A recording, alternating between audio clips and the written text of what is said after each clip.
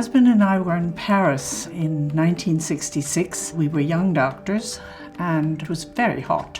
So we went into the Grand Palais and there was an exhibition of African art and its impact on contemporary Western artists. And it changed our lives completely.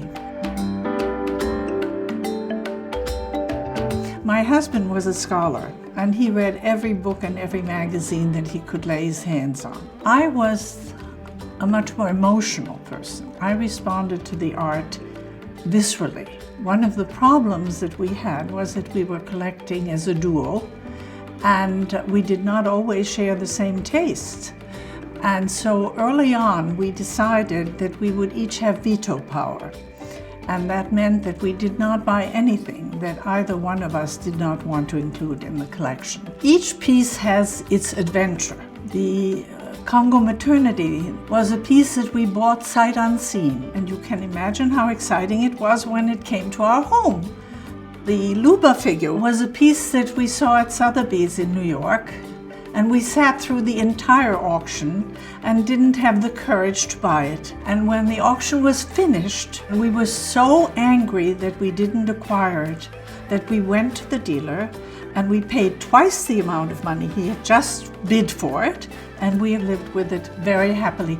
We never thought of it in terms of this is a more important piece than this one and so on.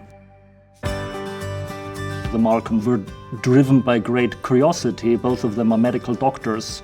They were humanitarians, and they really wanted to explore a totally new world and a world that was little understood.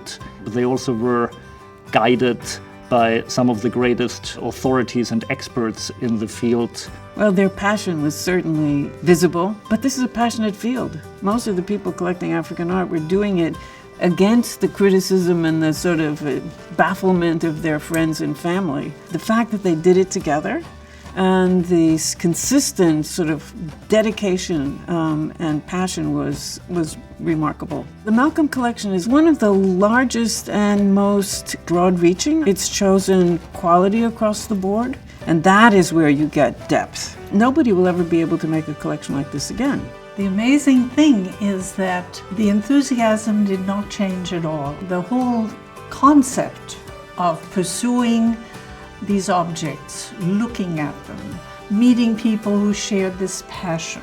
It was an adventure that had only pleasure, and it was such a joy.